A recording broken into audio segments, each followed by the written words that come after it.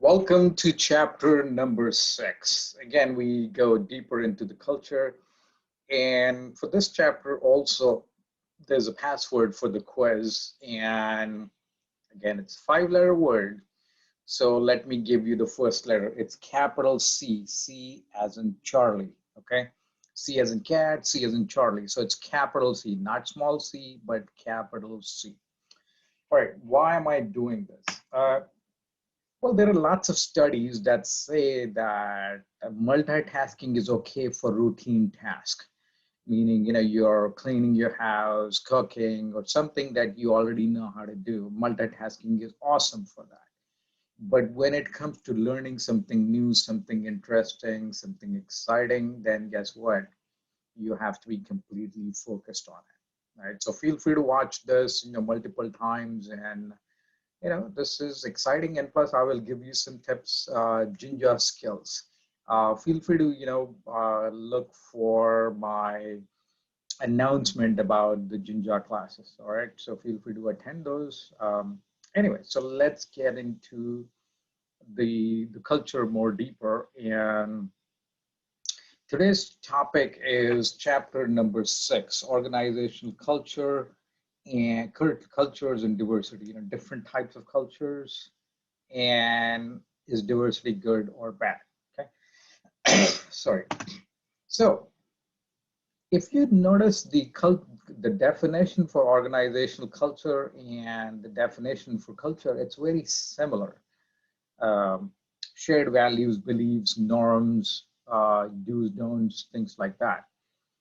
And some companies deliberately maintain two different business cultures because they don't want one culture influencing the other, or when this might be better. Well, when the existing culture is actually working for the company, then it would be a good idea to just leave it alone. And when the culture of the other division or the other head office is very different. So let's say a company that is headquartered in the US wants to have operations in, let's say, Malaysia. There's a huge difference in culture. And if you look at the studies about the Panasonic, how it manages it, it's amazing. So read that. So let's look into the interaction between the two, national and organizational culture. And the belief was that organizational culture would moderate um, the impact of national culture, but studies, Hofstede has found that it's the opposite. So Germans become more German, French become more French, rather than, let's say, if they are in a US company, rather than adopting the American values. So culture is a tricky thing, and what you do in one culture, what is acceptable in one may not be acceptable with the other. So these are the kind of the polar opposite. So motivation, is it based on activities or is it based on the results? A relationship, is it people oriented? Is it job oriented? So you have to look at that. So this is kind of giving you the extremes. Most of the culture would fall somewhere in the middle, like Spanish cultures, Spain, Brazil. They follow the person oriented, like you have to build relationships, things like that. Versus US, UK, they kind of come over here, like a job oriented. Same thing with German. So these are the different extremes of uh, these dimensions of culture. Okay. And this is the perception. So how do Europeans perceive the cultural dimensions of the US operation? And so these are different ones. So US operations and European operations, they're looking at that. And as you can see, it seems, to be more focused activities here. And this is even more, sorry, this is less compared to this one. Here, this seems to be more focused on person. Here, it seems to be more focused on job. All right. So these, as you can see, there is a huge difference between how different dimensions of culture are perceived. By the way, the second password, the character for password is H. H as in Harry, H as in horse, happy. Okay. I know I have an accent, so I'm giving you multiple ways. So the first character was C, capital C. The second one is H, H as in Harry. Now look at the interaction between cultures. You'll see this is extremely, like French negotiators, they're extremely logical, as you can see. Meeting of minds, intellectual competence is important, well-crafted ideas. Versus Spanish, it's more emotions, connecting with people, interaction socially, building trust. Those things seem to be more important. And when this is about mergers or acquisitions, culture is actually one of the major reasons why acquisitions and mergers fail, because people fail to understand each other. So these are kind of the steps that you should follow. Its purpose, goal, focus of the merger should be established by the parties, and develop a mechanism to identify important structures and roles, and who has authority over necessary resources, so there is no conflict between who's supposed to do what, and nobody's stepping on each other's toes. So I'm just adjusting the light over here. And also identify the parties' expectations and facilitate communication.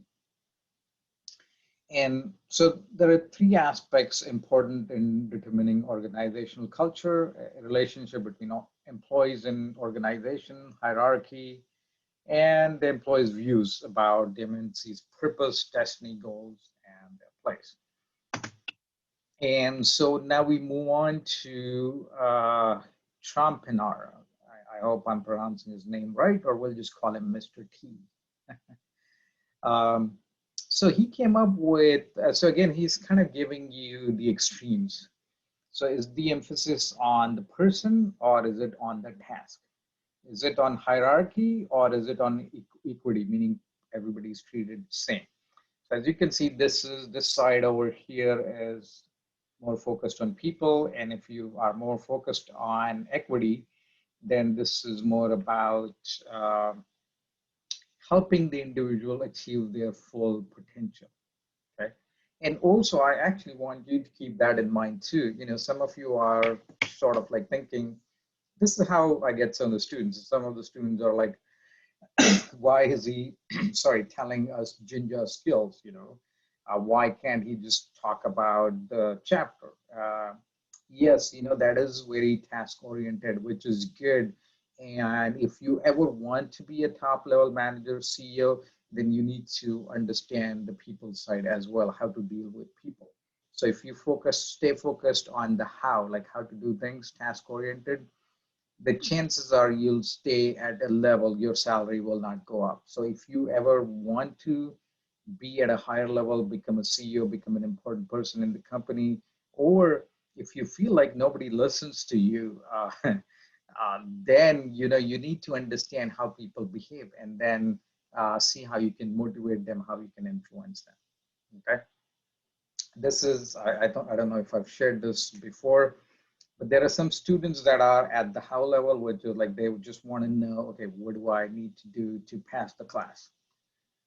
That actually is a very narrow focus. I do understand, some of you probably are just looking to pass the class, but then that is defeating the purpose. You're putting in so many hours, your money, your time, everything is there.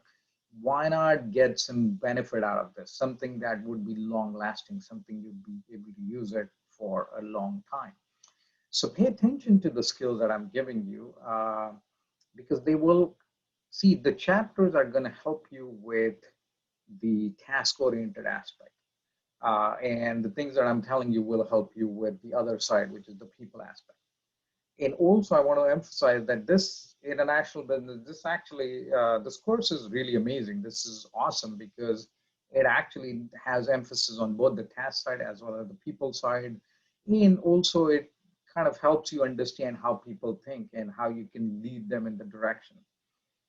Don't think in terms of controlling people, think in terms of understanding people. If you understand people and they understand you, then you won't have to control them. You won't have to tell them what to do. But there are certain situations where you need to tell them what to do. And that is when the focus is completely on a task. So we will come to the other things and I'll explain that in detail. So the third letter is S.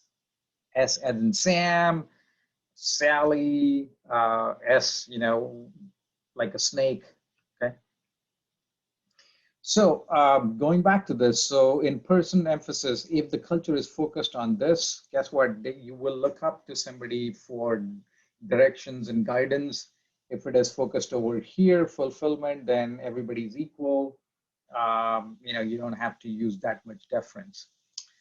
This is an interesting terminology, guided missile, meaning, it's focused on the task, project oriented, and you just get the task done. Everybody's equal, everybody's focused on the task, versus this is more of a hierarchy, like there's people from the top that are telling you what to do, and everything is very structured. So if somebody from the top leaves, no problem, somebody else can come take over and get things done. As you can see, these are like polar opposite things. Here, deference, like respect and all that is more important. Here, the project is important. Here, it's very structured. The roles are very structured, versus here, everybody's equal. And let me just move this out of the way for a little bit. Okay, so these, you'll see later on which countries these things apply more to. As you can guess, countries that are high on hierarchy and relationships, Latin America, Middle East, even lots of Asian countries fall over here on this side. Western countries, mostly US, UK, Germany, fall on this side. So family culture, we're going into detail, hierarchy, and you respect the leader. The leader is like a caring parent. You'll find this mostly in these countries. Eiffel Tower culture, as I mentioned, strong emphasis on hierarchy. You'll find that, Denmark, Germany, Netherlands. And, if you're coming from a different culture, you may have difficulty adjusting to that culture. And guided missile, again, as I mentioned, it's focused mostly on task. US, UK seem to be, and plus people are equal, okay? It's equality mostly. Incubator, there's more emphasis on motivation. Money is not everything. It's your personal growth. It's how much you're learning and growing. And this kind of culture is actually important when you are more focused on coming up with innovative things, okay?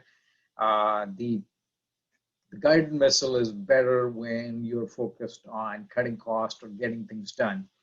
Incubator is more about coming up with ideas, new things. So this kind of gives you sort of where different countries stand. And the interesting thing was about Mexico. Mexico seems to be right in the middle.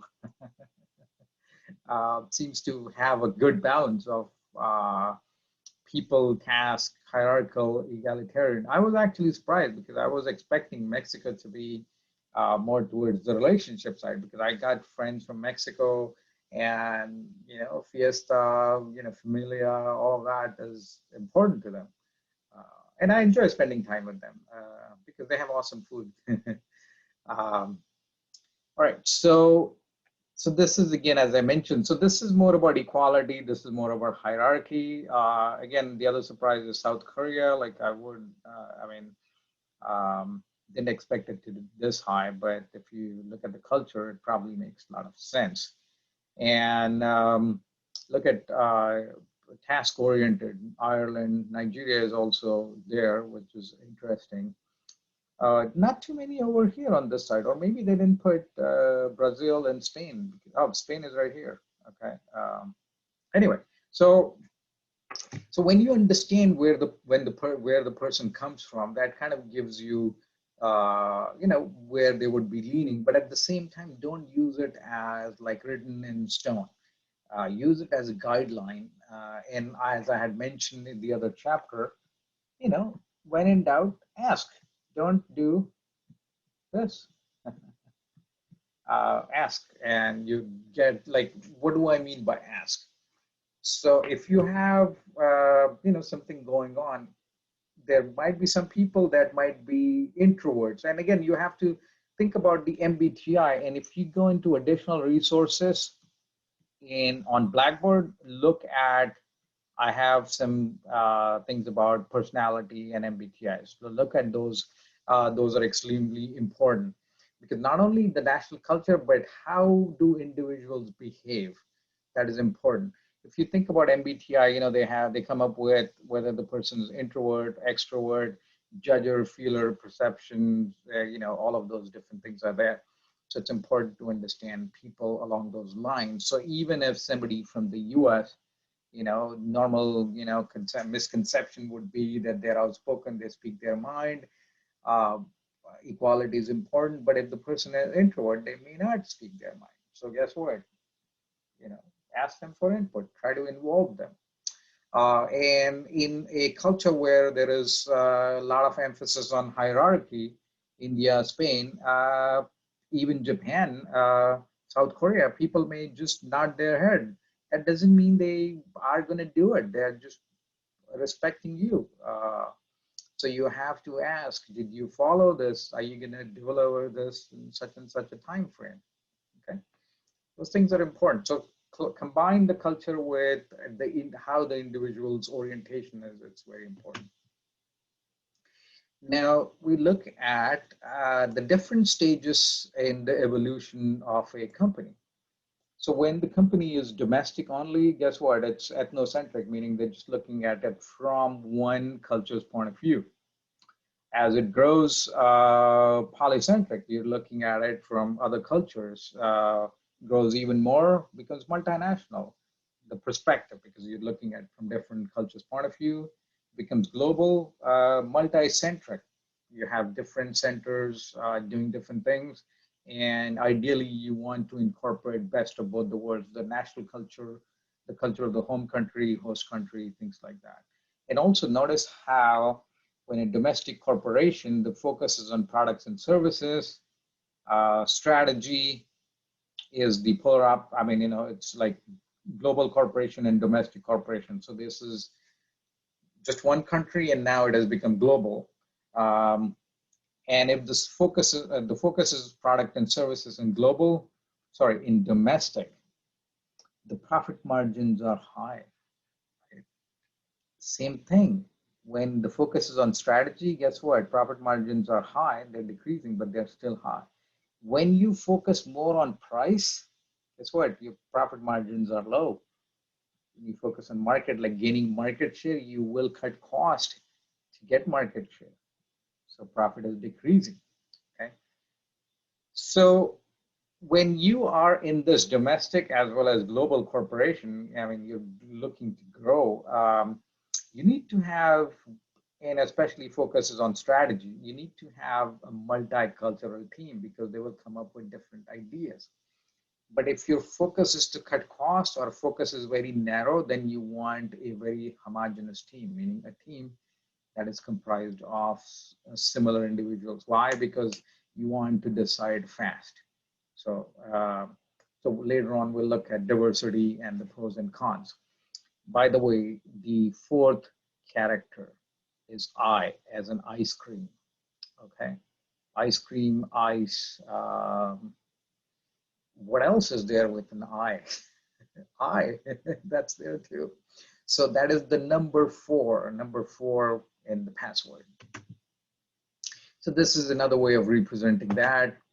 And this is, different cultures talking about, which is homogeneous, everybody from the same background. And as I mentioned, this is good if we want fast decisions. Multicultural is people from different ethnic backgrounds. That is good if you want to come up with different ideas. This is going to be a little bit slow Why? Because, people need to, get to know each other better and understand. So if you have plenty of time, you go with this. And if you want things done fast, then go with homogeneous culture. Okay. Token is you just are checking a box, bicultural, two cultures. And this is where what I mentioned is what could be the problem associated with diversity is, again, the mistrust, because there are people from different backgrounds, different cultures, and if they start speaking their language, and you don't understand their language, then that uh, increases the mistrust, because you're wondering what are they talking about, why do they need to talk in their native language. Okay. And there could be biases, based on how you perceive the other culture or people from the other culture. Could be perceptions in how message is interpreted. But the advantage of diversity is you get rid of the groupthink. People are coming up with different ideas, and again, as I mentioned, if a company is competing based on innovative products, it's good to have diversity. But if a company, so like if you think in terms of strategy, okay, there are basically, there are lots of strategies, but how companies compete, these are two basic strategies. Either they compete based on low price, or they compete based on quality. What do I mean by that? Like Walmart, it's all these, they're competing on price. They never say that you're going to have an awesome shopping experience, or we got, 50 different kinds of things. They're like, whatever we can provide you at the cheapest, best possible price, that's what we're going to provide you. Okay. But whereas you go to Whole Foods or different places where they got like 50 different kinds of bread, dry bread, pumpernickel bread, 7-grain bread, all of that, guess what? Their focus is on quality. You're going to pay a little more.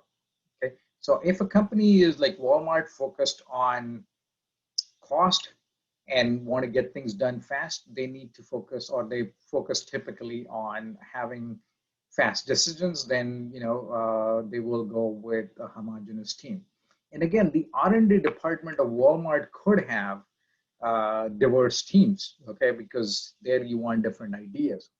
But the department that is involved in cost cutting, that department would be comprised of homogeneous individuals. Same thing with Whole Foods, like when they were thinking about gluten-free and all of that, they have diverse people from diverse backgrounds to see how it would impact them. There's in the textbook, it talks about Avon. When they noticed that most of the customers coming into the store were from Korean, South Korea, then they started hiring sales staff that spoke Korean, or they were Korean. So that is one way how corporations can also tailor their approach to what they see in customers. All right. So effectiveness of cross-cultural group, again, you need to be able to manage them. It's not that it's multicultural, so it's going to be very effective. If it's not managed properly, then it won't be that effective. And so as I mentioned, I keep telling this is like my goal is to actually give you things that you probably may not see in the chapter, not to cover everything, but just to focus on key important ideas. Okay. So understanding the effectiveness is in the entry stage, you have to build trust. Versus in the working stage, you have to be able to describe and analyze the problem. And then later on in the action stage, you have to be able to build consensus and kind of move with the decision. Okay. And then you need to have proper guidelines as to, how team members should behave and what kind of teams are going to be more effective and things like that. All right, so that's it for this chapter. And the last is X. X as in X-ray, X as in sometimes Christmas, we write Xmas, so X. Okay, so I gave you the 5, letters for the password. Feel free to go through it again to get that. So quick recap is it talks about, this chapter talks about different types of organizational cultures. Um, so one of the misconceptions was like, if a company from US goes into a different country, then it needs to adopt to the cultures of that, or it needs to bring in the culture, and it needs to try to see how it can mix the cultures and get the best out of that. Sometimes that may not be the best possible scenario. Sometimes the US company needs to just look at what the local culture is, what works, and keep that if there is huge difference. Now, Warren Buffett is really, really successful at mergers and acquisitions. And the way he does that, he just leaves the company that he has bought alone. He doesn't try to change things. And in the textbook, they also talk about Tata, which is an Indian company. So when they bought companies from different places, they just left them alone. They didn't change them. So in the same company, you could have a multinational corporation. You could have lots of different cultures. Why? Because that is most effective. So think in terms of what is more effective. Is it more effective to focus on people, or is it more focused on tasks, or is it more focused on hierarchy, meaning you get levels and people have status, or egalitarian where everybody is equal? So that's it for this chapter, and all the best for the quiz, and looking forward to seeing you in other chapters. All right, bye.